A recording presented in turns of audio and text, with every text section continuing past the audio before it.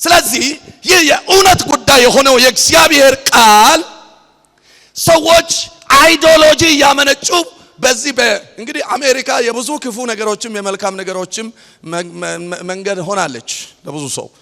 የአሜሪካ የብዙ ነገር ተምሳሌት ናት። ይህንን ደግሞ ቀበል አደረገና ይችን ትምህርት ወደ ቤተክርስቲያን ጎትቶ ያስገባው ሰው ዊሊያም ኬንዮን ይባላል። ይህ ሰው ምን ብሎ ደግሞ ሌላ ሐሳብ አመጣ። ይህንን የፊኒያስ ኮምቢ ሐሳብ አስተሳሰብን በመቀየር በሽታን መፈወስና አመለካከትን በማስተካከል ስኬትን ማምጣት ትችላለህ። ስለዚህ እንዲህ ብትል እያመመህም የለብኝም በሽታ ብትል የለብህም ወዲያው ኢሚዲየትሊ በቃ አስተሳሰብ መቀየር ብቻ ነው። ደሃ አይደለሁም ብለህ ሀብታም ነኝ እያልክ ዝም ብለህ እንትን ካልክ ይሆናል ብሎ የሚያስተምር ትምህርት ነው። በመሰረቱ የእግዚአብሔርን ማንነት ያልተረዳ እምነት ወይ ሞኝነት ነው ወይ ድፍረት ነው ወይ እብደት ነው። ጨብጥና ተቀብላለ ሰው ንገረው። የእግዚአብሔርን ማንነት ያልተረዳ እምነት ወይ ድፍረት ነው ወይ ሞኝነት ነው ወይ እብደት ነው። በእግዚአብሔርና በእኛ መካከል ያለው የእምነት ኤክስቼንጅ ዳይሬክት እንትን አይደለም። እኛ የጠየቅነው ያንን የሚያደርግ አይደለም። አብርሃምን እግዚአብሔር ስለማይወደው አይደለም ልጅ ያዘገየው። ሐናም ስለተረገመች አይደለም ልጅ የቆየባት። ካህኑ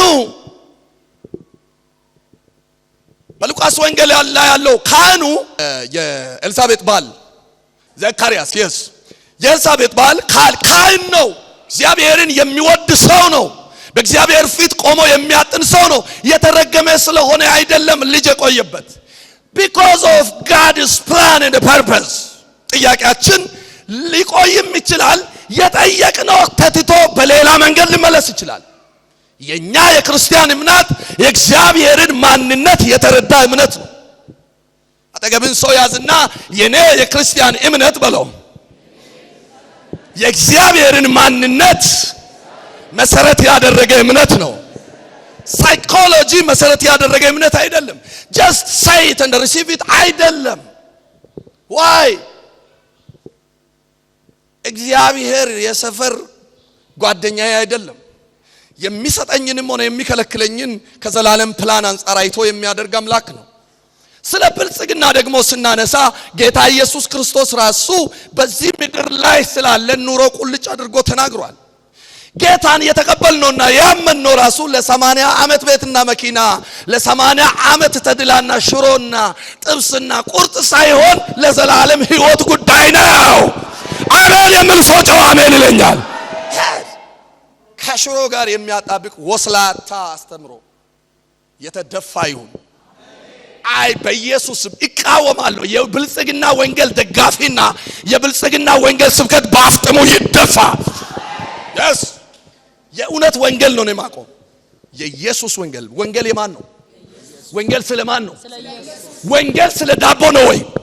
ወንጌል ስለ እንጀራ ነው ወይ? መልሱልኛ። ወንጌል ስለ ቤት ነው ወይ? ወንጌል ስለ መኪና ነው ወይ? ወንጌል ስለ ማን ነው? እስኪ ጮክ በሉና ወንጌል ስለ ኢየሱስ ነው። ወንጌል ስለ ዘላለም ሕይወት ነው። በቃ መጨንገፍ ያለበት ዛሬ ይጨነግፋል። የእግዚአብሔርን ማንነት የተረዳ እምነት ያላቸው ሰዎች ከመሰወያቸው ፈቀቅ አላሉም። ልጅ አልተሰጠኝም ብለው ሀብት አልተሰጠኝም ብለው ኢዳ እየተበደረ ጌታን አገልግሏል። ያ ሰው ሁለተኛ ነገሥት ላይ ምን ሆኖ እየተበደረ ጌታን ያገለገለ ሰው እንዴት ይቸገራል? ሄድና አንብባ ታምራት ጽፏል እንዴ። ፋሲካችን ክርስቶስ ቤተክርስቲያን ያልተጻፈ ቃል ነው። ጌታን ያገለገለ ሐዋርያ ጳውሎስ ራሱ የሚታገል የግሉ ህመም ነበረበት። ተረግሞ ነው ወይ? ተረግሞ ነው ወይ? የሐዋርያ ጳውሎስን ያህል የሰበከ ሰባኪ አለ ወይ? የለም። በቅድስና እየሄዱ በእግዚአብሔር ፍቃድ ግን በላያቸው ላይ ቆየ ድካም ነበረባቸው። because የታየላቸው ርስት ዲላና ኢትዮጵያና አዲስ አበባ አሜሪካ ምናምን አይደለም። የታየላቸው ርስት ይህች ምድር አልተገባቻቸውም። እኔ ርስት አለኝ የሚል ሰው ጮሆ አሜን።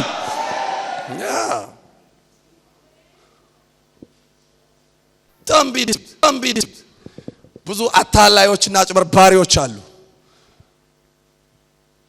ወንጌል ስለ ኢየሱስ ነው። ወንጌል ስለ ኢየሱስ ነው በሉስ።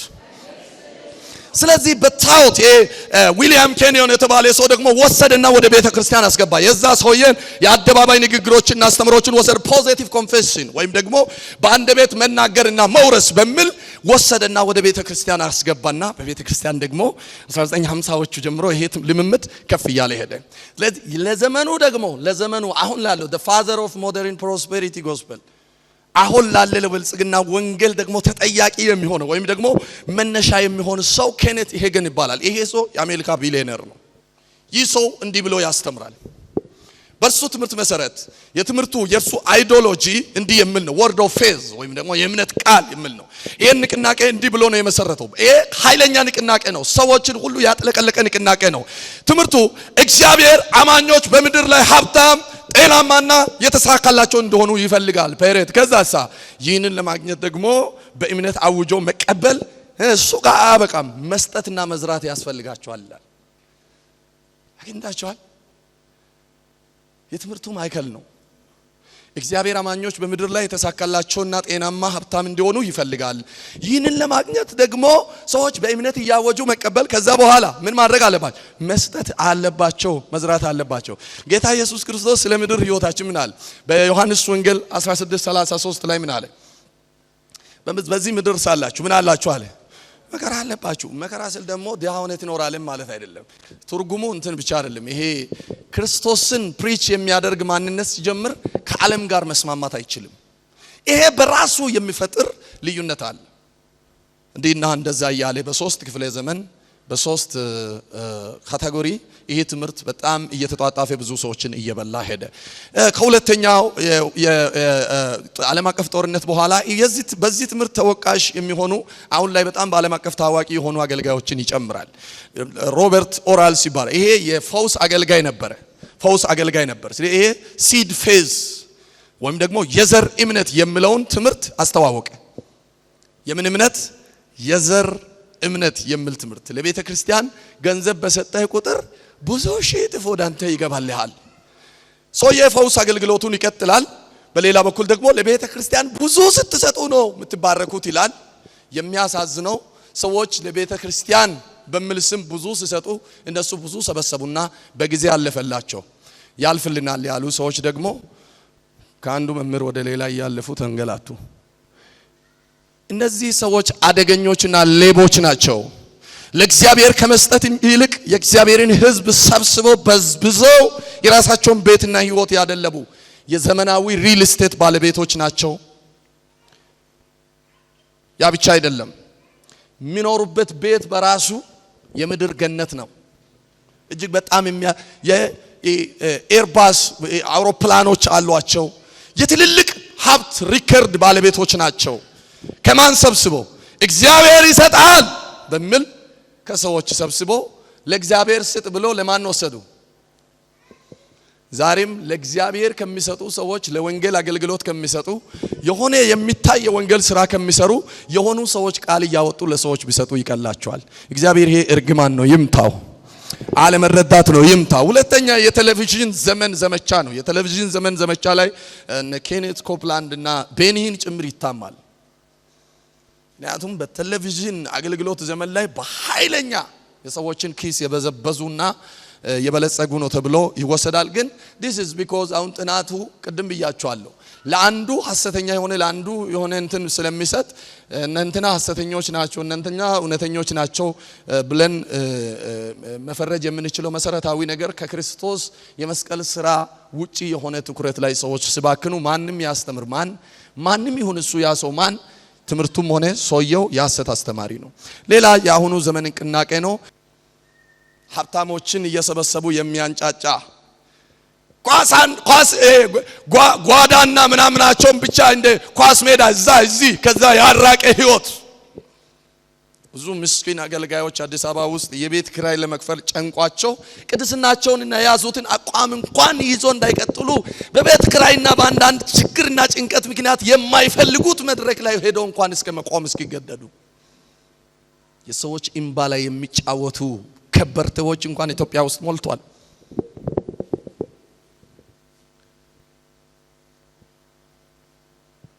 ሰዎች በዚህ ተለክፈዋል። ይሄ ስተት አስተምሮ ብዙ ሰዎችን በልቷል። እዚህ ስተት አስተማሪና ተከታይ መንፈስ ከኢትዮጵያ ላይ ባፍጥሞ ይደፋ ይደፋ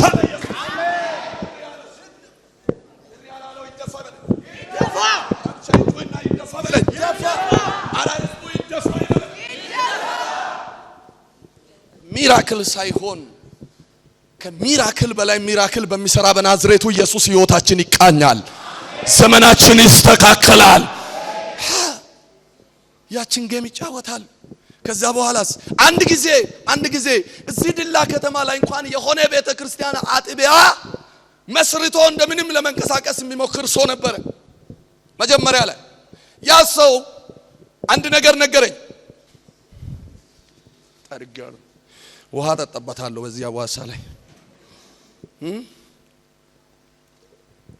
ሲሄድ ላገኘው ሲሄድ ዛሬ 20 ሺህ ብር የከፈሉ ሰዎች ብቻ ነው ወደ አዳራሽ የሚገቡት አለ። እኔ እኮ እዛ ቤተ ክርስቲያን ላይ ወስጄ ፓፓን ፖፒን ፖፓፒ ፒፓን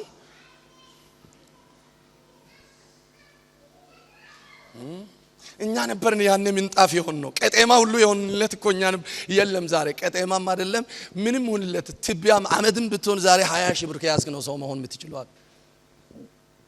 ተናድጄ አለ በንዴት ሳላምንበት 20 ሺህ ብር አወጣውና ሰጥቼ ገባዋል።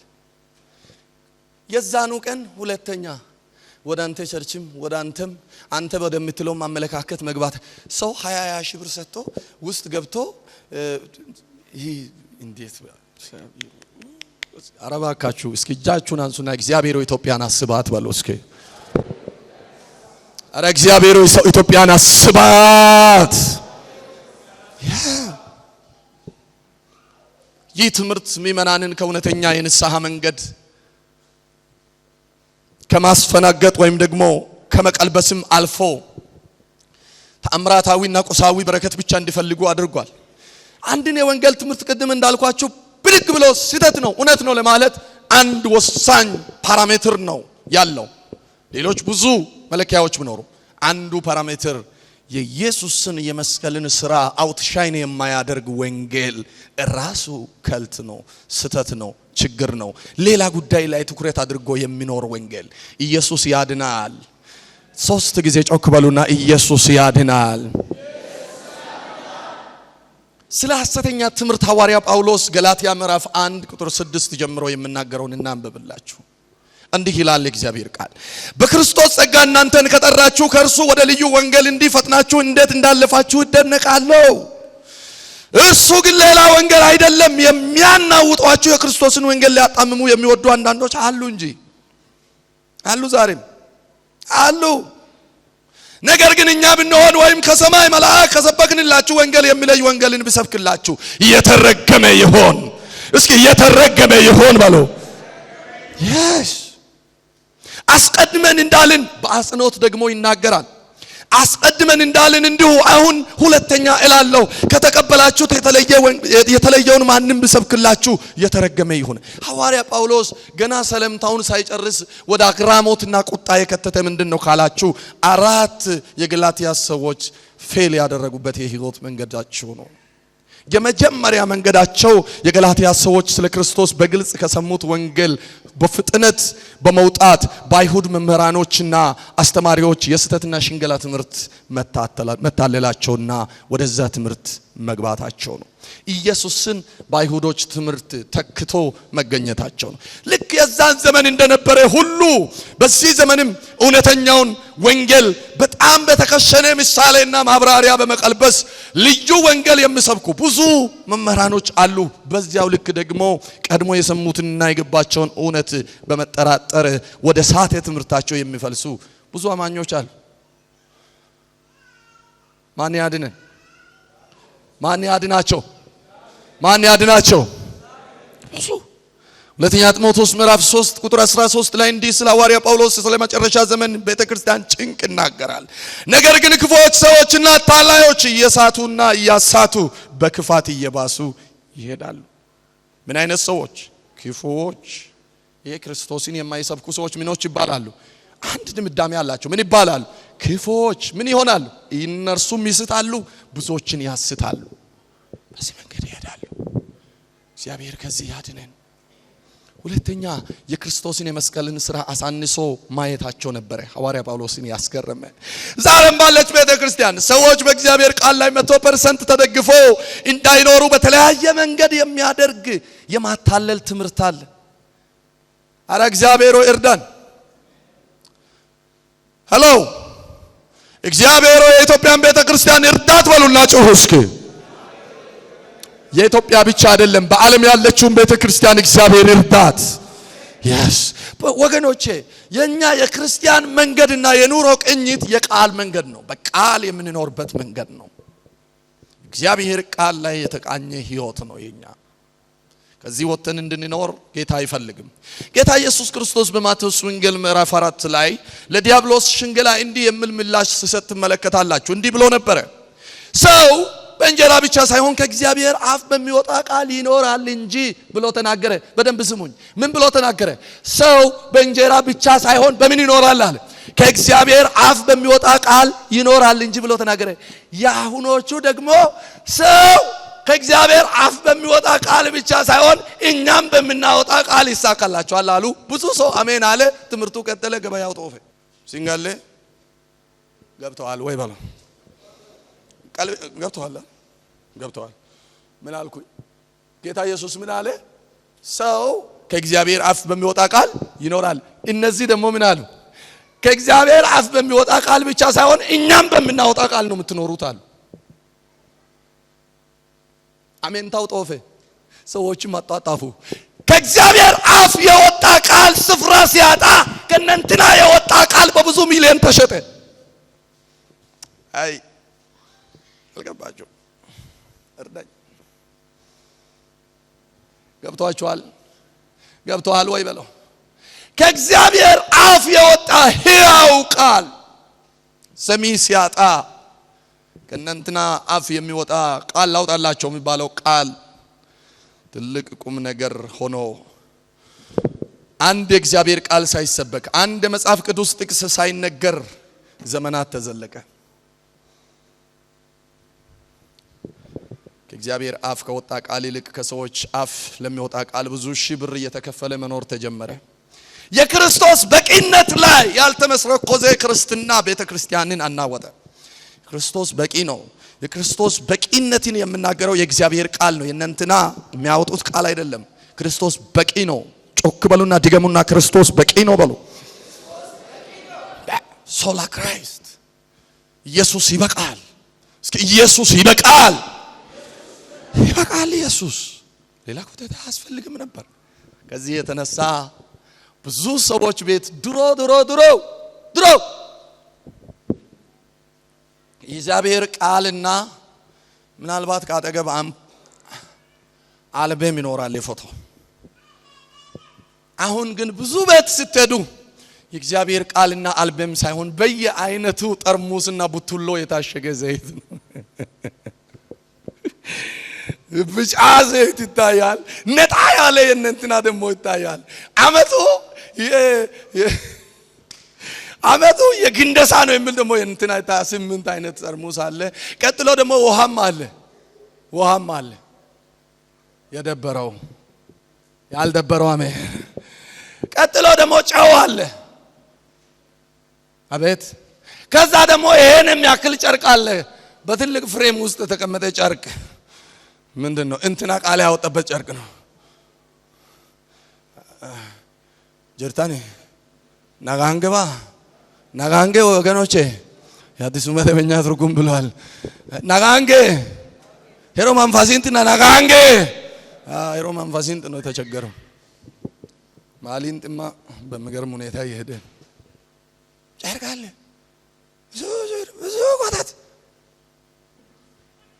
ይሄ ውርነት ነው። ሶስተኛ በፍጥነት መታለላቸው። ፋስት በጣም በፍጥነት ቶሎ የሚታለል ልብ አሉ። ዛሬም በአንድ ቀን ስብከት ለረጅም ዘመን የተረዳውን መረዳት በ5 ደቂቃ ኮብከት በቃ እንትና በቃ ተሳስተዋል። አንተ ዘመኔን ሙሉ ያጃጃሉ አይደል እንደ ይኖሩት ስንት ዋጋ የተከፈለበት ሲቀር ቀረ እኮ ደህንነት ዛሬ እንትን ሆንክ እኮ እያለቀሰ ምን እያለ የተከታተለ አንተ አፉን ሞልቶ ፊት ለፊት አንተ ዝም ብለህ ነው ያጃጃልከኝ። ምን አገኘ? ከፌስቡክ ተመልከት እንትና ላይ ያገኘሁትን 5 ደቂቃ ነው ያየው። 50 ዘመን የኖርበትን ጥሎ በ5 ደቂቃ ወደዛ በፍጥነት የሚታለሉ ምሎ ቃሉ ይሄን ነው። እግዚአብሔር ከዚህ ይጠብቀን ወገኖቼ። እግዚአብሔር ከዚህ ይጠብቃቸው። ከተረዳነው እውነት የሚያፈልሱ በኢየሱስ መንገዳቸው ይዘጋ። ከተረዳነው የእውነት ቃል አታሎን የሚወስዱ የተመታ ይሁን አሉ። ዛሬም አራተኛው ሐዋርያ ጳውሎስ በገላትያ ሰዎች የተገረመበት ያስቆጣው ነገር ሶላ ጎስፔል ወንጌል አንድ ነው ወንጌል። ያ አንድ ወንጌል ደግሞ በቂ ነው። ከዚህ ወንጌል ውጪ ሌላ ለራሱ በሚመች መንገድ ወንጌልን አመቻችቶ ወይም ደግሞ ከስተማይዝ ማድረግ ይባላል። ለምሳሌ ይሄን ስልክ ስትገዙ ሁላችሁም አንድ ያደረጋችሁት ነገር አለ፣ ከስተማይዜሽን። ለእናንተ በሚመች መልኩ አድርጋችሁ ነው እየተጠቀማችሁ ያላችሁት። ፋብሪካ እንደሰራ ብቻ አይደለም። አፕሊኬሽኑን ሜሴጅ አንዳንዱ ውስጥ ከቷል፣ አንዳንዱ ፊት ለፊት አምጥቷል፣ አንዳንዱ የነበረው ባክግራውንድ ቀይሮ የራሱ ፎቶ አለ፣ ሚስቱ አለ፣ የልጅ አለ። ያ ካስተማይዜሽን ይባላል። ካስተማይዚንግ the gospel the real gospel ካስተማይዝ የሚያደርጉ ሰዎች ለነሱ ኃጢአት በሚመች መንገድ የሚተረጉሙ የተመታ ይሁን አትልም። አጠገብ ያለውን ሰው ያዝና ያ ሰው የተመታ ይሁን በለው። አራ ያ ትምህርት የተመታ ይሁን በለው። ምን የሚያደርግ ወንጌልን ለራሱ በሚመች መልኩ ሞልዱን የሚቀይር ወንጌል ዲዛይን የተደረገበት ሞልድ ቀራኒዮ ነው። ከቀራኒዮ ውጪ የሆነ ሞልድ አምጥቶኛ ላይ የሚገጥም መኪና ላይ አምጥቶ እንትን ላይ አምጥቶ በዚህ ላይ ቅረጽ የሚለን ዛሬ በኢየሱስ ስም የተደፋ ይሁን። የወንጌል the real ባትራው real የወንጌል ሞልዱ ራሱ ክርስቶስ ነው። ክርስቶስ የቱ ክርስቶስ? በዛ ዘመን ላይ ብዙ ኢየሱስ ነበር። በናዝሬቱ ኢየሱስ በመስቀል ላይ የተቀረጸው ያ ነው ወንጌል። ከዛ ወንጌል ውጪ የሚሰብክ እርሱ የተረገመ ይሁን አለ። የተረገመ ይሁን አለ። ዛሬም ከስተማይዝ የሚያደርጉ ሰዎች አሉ። ወንጌልን ቀያይሮና ቀያይጦ በራሱ መንገድ አንዳንዶቹ በስተት መንገድ መሄዳቸው ብቻ አይደለም የሚያሳዝነው፣ ለሳቱበት መንገድ አእምሮአቸውን ሳይኮ ማሳጅ ለማድረግ ቴራፒ ለማድረግ ያንኑ ትምህርት ፕሪንሲፕል ነው ብሎ ወጥቶ ትልቅ ሜጋ እንትን ፕላንት አድርጎ ብዙ ሺህ ትውልድ ሰብስቦ ዳድ እንዳለ የጌታ መንፈስ እንዳለ አይሉም። እዛ ቸርች አይባልም። እዛ ቸርች የእግዚአብሔር ቃል አይደለ ዳድ ባለፈው እንዳለኝ ዳዳዎች ማን ኦፍ ጎድ ባለፈው እንዳለኝ የለም። እግዚአብሔር ቃል አይሰበክም። ሰው የራሱ የእግዚአብሔርን ቃል ከሚሰብክ ይልቅ ዳድ የበለጠውን እንትን ይላል። ዳዳ ዶዶ ዲዲዲ መንፈሱን ዳዳ ወጋው። ዳድ ሳይሆን የሰማይ ዳድ የነገረኝ እርሱ ነው ትክክል። አሜን። እስኪ ለእውነተኛ ወንጌል ዕውቅናና ክብር ስጡ።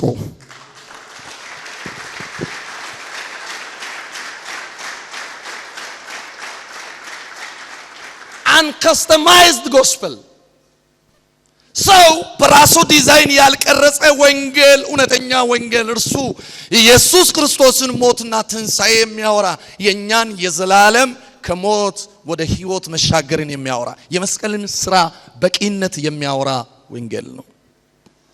ሐዋርያ ጳውሎስ ታዲያ ምን እናድርግ? እነዚህ ሰዎችን ዝም ብለን እንለፋቸው ወይ? ዝም ብለን ማለፍ አንችልም። ቲቶ አንድን ክፈቱ አይ ዶንት ኖ እንዳይሰለቻችሁ። እኔ አሁን ዛሬ ማስተምረውን ሐሳብ ትንሽ አርዝም ያለው ቀጣይ ይቀንሳለሁ። እሺ ደስተኞች ናችሁ? ደስተኛ የሆነ ሰው እጁን ያነሳል። ዋው እግዚአብሔር ይባርካችሁ። አጨብጭቡ እስኪ። ሃሌሉያ yes ያ ታዲያ እንደዚህ የስተት አስተማሪዎች መቃወም አለብን። ምክንያቱም የእውነተኛ ወንጌል እንቅፋትና አደጋዎች ስለሆኑ ሐዋርያው ጳውሎስ ቲቶ 1 ላይ ከ11ኛው ቁጥር ጀምሮ እናነባለን። 8 9 10 11 12 13 14 ወደ ታች እናንተ አንብቡ። እነዚህን ዝም ማሰኘት ተገቢ ነው ይላል። ምን ማሰኘት? ዝም በሉ ማለት ተገቢ ነው። እንዴት ነው ዝም በሉ ብንለው? እኛ እውነትን በመግለጥ ስህተት ነው። ኢየሱስ የዳቦ ጉዳይ አይደለም። እሱ ደግሞ ኢየሱስ አንተ እንድደላልኝ ነው የሞተው አይደለም። ኢየሱስ የዘላለም ሕይወት እንዲያገኝ ነው የሞተው። yes that is just እንትን እኮ ነው painted እኮ ነው ቅባት ስላለው እንጂ እኮ ኢየሱስ እንድደላልኝ ሞቷል እውነት ነው ይኔን ምኖርበት የአንድ ደቂቃም ድሎት በኢየሱስ ነው እውነት ውሸት ግን ሃይፐር ፔይንትድ በጣም በኃይለኛ ተቀብቷል ምን የሚል ከዚህ ውጪ ራሱ ኢየሱስን አትወቀው ከብልጽግና ውጪ የሆነውን ኢየሱስን ራሱ አትወቀው የሚል አይታችኋል ገብቷችኋል ወይ ነው የምላችሁ ነገር ከስኬት ውጪ የሆነውን ኢየሱስን ራሱ ብዙ አትከተል ስለዚህ ስለ ኢየሱስ ስታስብ ስላንተ ጤና ስላንተ ብልጽግና ስላንተ ሀብት ስላንተ ተድላ ስላንተ መመቻቸት ከዚህ ውጪ የሚሆን ከሆነ እሱ አልተቀበልክም ገና ጌታን አልተቀበላችሁም ማለት አንዱ ደፋር ዲላ ላይ መጥቶ ዲላ ውስጥ ነው የኖረው እዚህ በጣም ገና ወንጌል የሚሰበክ አለበት አለ ለምን አለ አልተቀበሉም ለምን ጸጋ አልተረዱም ማለት ለምን በቃ ጸጋ እኮ የፍሪደም ህይወት ነው አለ ወደ ኋላ ወጋ አንተ አትወጋ እደወይ እዛ ትወጋ ሆነ እንዴት ትወጋል እዛ ምን ወጋ ይወጋ እኔ ግን ወግቻለሁ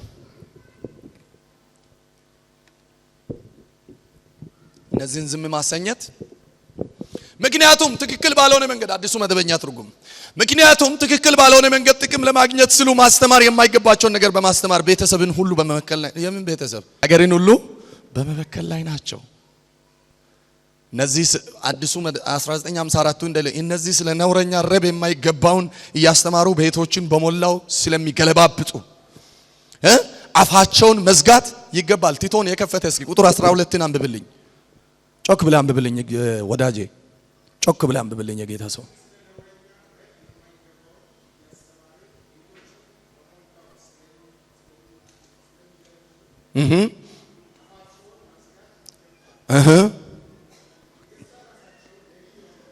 የገዛ ራሳቸውን ነብይ የሆነው ከነርሱ አንዱ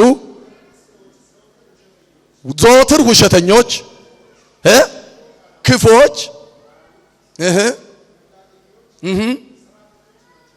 አውሬ ናቸው ዘወትር የሚዋሹ ናቸው የእውነት ህይወት እነሱ ዘንድ የለም ዘወትር የሚዋሹ ናቸው እግዚአብሔር ከነዚህ አውሬዎች ይጠብቀን ስለ ሲተት ትምህርት ትንሽም ቢሆን ጌታ ዛሬ ተናግሮኛል የሚል ሰው ለጌታ ክብር ይሰጣል